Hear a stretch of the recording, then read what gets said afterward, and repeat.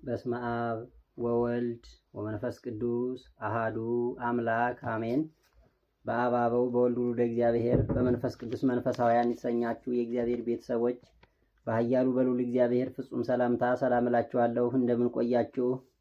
እንግዲህ ትናንትና ስለ መራህያን ወይም ስለ ተውላጠ ስም በሚል ርዕስ ጥያቄ ሰርተናል ማለት ነው።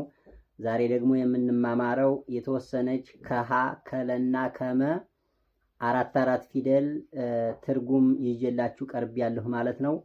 ደብተር እስክሪብቶ መያዛችሁን ሳትረሱ በደንብ ተከታተሉ። እንግዲህ የመጀመሪያው መርሃ ማለት መራ ማለት ነው። ሰበሃ ማለት አመሰገነ ማለት ነው።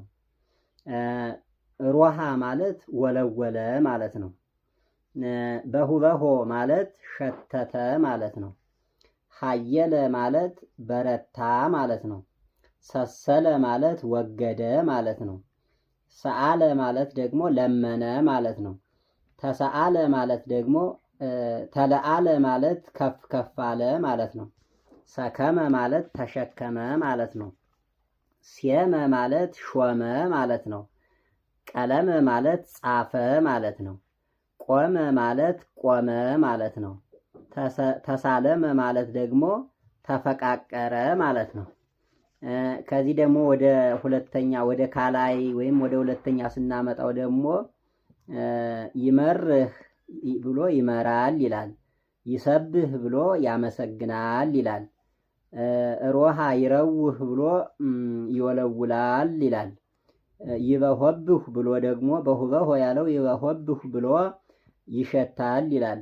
ሀየለ ያለው ደግሞ ይሀይል ብሎ ይበረታል ይላል።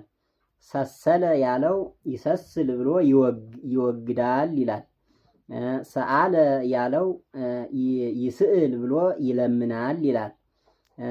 ተሰአለ ብሎ ይሰአል ብሎ ተሰአለ ተለአለ ከፍ ከፍ አለ ያለው ይትሊአል ብሎ ከፍ ከፍ ይላል ይላል።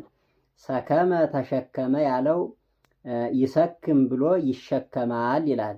ሴመ ያለው ሰየመ ብሎም ስለሚወጣ ይሰይም ብሎ ይሾማል ይላል። ቀለመ ጻፈ ብሎ ይቀልም ብሎ ይጽፋል ይላል።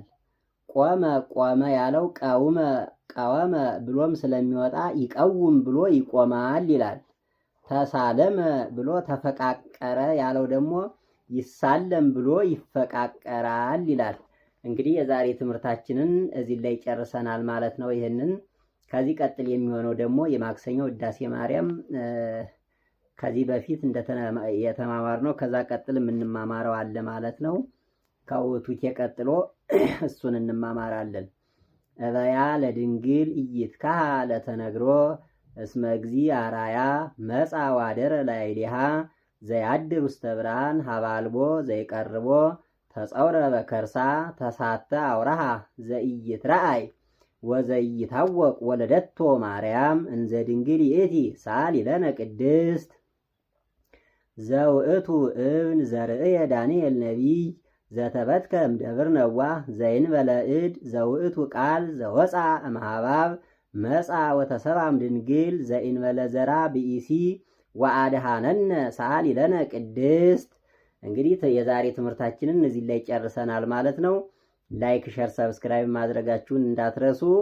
ኮሜንትም የተሳሳትኩት ካለ ወላጆች እናንተ በትኩረት እየተከታተላችሁ ማስረዳት አለባችሁ። ሁሌም እንደምናገረው ያው ህፃናት የተሳሳተ ነገር ያውቁ ዘንድ አግባብ አይደለምና ኮሜንት ጻፉ።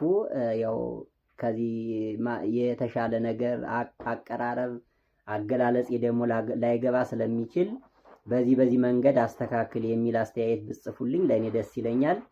የዛሬ ትምህርታችን እዚህ ላይ አብቅቷል። በዳግሚያ ቪዲዮ እስከምንገናኝ ሰላም ቆይታ፣ ሰላም አዳር።